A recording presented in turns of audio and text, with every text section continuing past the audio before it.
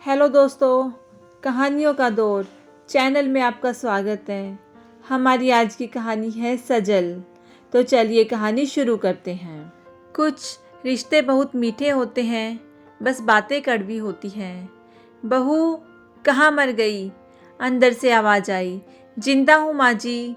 तो फिर मेरी चाय क्यों अभी तक नहीं आई? कब से पूजा करके बैठी हूँ। ला रही हूँ माँ जी। बहू चाय के साथ भजिया भी ले आई। सास ने कहा, तेल का खिलाकर क्या मारोगी?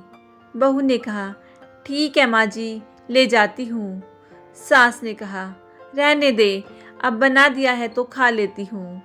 सास ने भजिया उठाई और कहा, कितनी गंदी भजिया बनाई है तुमने। बहू, माँ जी मुझे कपड़े धोने हैं, मैं जाती हूँ। बहू दरवाजे के पास छिपकर खड़ी हो गई। सास भजिया पर टूट पड़ी और पूरी भजिया खत्म कर दी। बहू मुस्कुराई और काम पर लग गई। दोपहर के खाने का वक्त हुआ। सास ने फिर आवाज़ लगाई, कुछ खाने को मिलेगा? बहू ने आवाज़ नहीं दी। सास फिर चिल्लाई, भूखे मारोगी क्या? बहू आई, सामने खिचड़ी रख दी। सास गुस्से से, ये क्या है? मुझे इसे नहीं खाना है, इसे ले जाओ यहाँ से। बहू ने कहा, आपको डॉक्टर ने दिन में खिचड़ी खाने को कहा है, खाना तो पड़ेगा ही। सास मुंह बनाते हुए, हाँ तू मेरी माँ बन जा। बहू फिर मुस्कुराई और चली गई। आज इनके घर पूजा थी। बहू सुबह 4 बजे से उठ गई। पहले स्नान किया, फिर फूल लाई, माला बनाई, रसोई साफ की, पकवान और भोज बनाया। सुबह के 10 बज गए। अब सास भी उठ चुकी थी। बहू अब पंडित जी के साथ भगवान के वस्त्र तैयार कर रही थी। आज ऑफिस की छुट्टी भी थी। उनके पति भी घर पर थे। पूजा शुरू हुई। सास चिल्लाती, बहू ये नहीं है, वो नहीं है। बहू दौड़ी दौड़ी आती और सब करती। अब दोपहर के 3 बज गए थे। आरती की तैयारी चल रही थी। पंडित जी ने सबको आरती के लिए बुलाया और सबके हाथों में थाली दी। जैसे ही बहू ने थाली पकड़ी, थाली हाथों से गिर पड़ी। शायद बोझ बनाते हुए बहू के हाथों में तेल लगा था, जिसे वो पोंछना भूल गई थी। सारे लोग तरह तरह की बातें करने लगे। कैसी बहू है, कुछ नहीं आता, एक काम भी ठीक से नहीं कर सकती, ना जाने कैसी बहू उठा लाए, एक आरती की थाली भी संभाल नहीं सकी।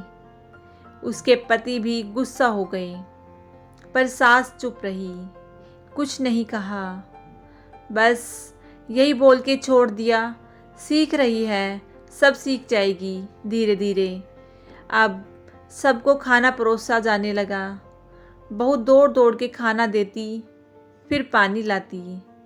करीब 70-80 लोग हो गए थे। इधर 2 नौकर और बहू अकेली। फिर भी वह सारा काम बहुत ही अच्छे तरीके से करती। अब उसकी सास और कुछ आस पड़ोस के लोग खाने पर बैठे। बहू ने खाना परोसना शुरू किया। सबको खाना दे दिया गया।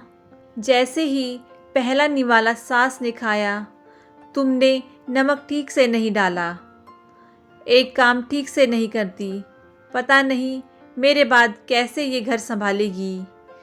आस पड़ोस वालों को तो जानते ही हो ना साहब, वो बस बहाना ढूंढते हैं नुक्स निकालने का। फिर वो सब शुरू हो गए, ऐसा खाना है, ऐसी बहू है, ये वो वगैरह वगैरह। दिन का खाना हो चुका था। अब बहू बर्तन साफ करने नौकरों के साथ लग गई। रात में जगराता का कार्यक्रम रखा गया था। बहू ने भी 1-2 गीत गाने के लिए स्टेज पर चढ़ी। सास जोर से चिल्लाई, मेरी नाक मत कटा देना, गाना नहीं आता तो मत गा, वापस आ जा। बहू मुस्कुराई और गाने लगी। सबने उसके गाने की तारीफ की, पर सास मुंह फुलाते हुए बोली, इससे अच्छा तो मैं गाती थी जवानी में, तुझे तो कुछ भी नहीं आता। बहू मुस्कुराई और चली गई। अब रात का खाना खिलाया जा रहा था। उसके पति के ऑफिस के दोस्त साइड में ही ड्रिंक करने लगे। उसका पति चिल्लाता, थोड़ा बर्फ़ लाओ, तो सास चिल्लाती, यहाँ दाल नहीं है। फिर चिल्लाता, कोल्ड ड्रिंक नहीं है, पापड़ ले आओ। इधर उधर आखिरी में उसके पति की शराब गिर पड़ी उसके एक दोस्त पर और बोतल टूट गई। पति गुस्से में 2 झापड़ अपनी पत्नी को लगाते हुए कहता है, जाहिल कहीं की, देख कर नहीं कर सकती, तुझे इतना भी काम नहीं आता। सारे लोग देखने लगे। उसकी पत्नी रोते हुए कमरे की तरफ दौड़ी। फिर उसके दोस्तों ने कहा, क्या यार, पूरा मूड ख़राब कर दिया। यहाँ नहीं बुलाया होता, हम कहीं और पार्टी कर लेते। कैसी अनपढ़ गंवार बीवी ला रखी है तूने। उसे तो मेहमानों की इज्जत और काम करना तक नहीं आता। तुमने तो हमारी बेइज्जती कर दी। अब आस पड़ोस की औरतों को और बहाना मिल गया था। वो कहने लगी, देखो क्या कर दिया तुम्हारी बहू ने, कोई काम की नहीं है। मैं तो कहती हूँ अपने बेटे की दूसरी शादी करा दो, छुटकारा पाओ इस गंवार से। सास उठी और अपने बेटे के पास जाकर उसे थप्पड़ मारा और कहा, अरे नालायक, तुमने मेरी बहू को मारा, तेरी हिम्मत कैसे हुई, तेरी टांग तोड़ दूंगी। उसके बेटे के दोस्त कुछ कहने ही वाले थे कि उसकी माँ ने घूरते हुए कहा, चुप, बिल्कुल चुप, यहाँ दारू पीने आए हो, जबकि पता है आज पूजा है और तुम्हें पार्टी करनी है। कैसे संस्कार दिया है तुम्हारे माता पिता ने, और किसने मेरी बहू को जाहिल बोला। जरा इधर आओ, चप्पल से मारूंगी अगर मेरी बहू को किसी ने एक शब्द भी कहा तो। अरे पापी, तूने उस लड़की को बस इसलिए मारा कि तेरी शराब टूट गई। पापी, वो बच्ची सुबह 4 बजे से उठी है, घर का सारा काम कर रही है, ना सुबह से नाश्ता किया, ना दिन का खाना खाया, फिर भी हंसते हुए सबकी बातें सुनते हुए, ताने सुनते हुए घर के काम में लगी रही। तेरे यार दोस्तों को वो अच्छी नहीं लगी। जूते से मारूंगी तेरे दोस्तों को जो कभी उन्होंने ऐसा कहा।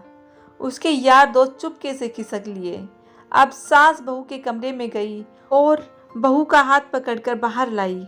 सबके सामने कहने लगी, किसने कहा था अपनी बहू को घर से निकाल के दूसरी बहू ले आना, जरा सामने आओ। कोई सामने नहीं आया। फिर सास ने कहा, तुम जानते भी क्या हो इस लड़की के बारे में, ये मेरी माँ भी है, बेटी भी। माँ इसलिए मुझे गलत काम करने पर डांटती है और बेटी इसलिए कभी कभी मेरी दिल की भावनाएं समझ जाती है। मेरी दिन रात सेवा करती है, मेरे 1000 ताने सुनती है, पर एक शब्द भी गलत नहीं कहती, न सामने न पीठ पीछे। और तुम कहते हो दूसरी बहू ले आऊं। याद है ना छुटकी की दादी, अपनी बहू की करतूत।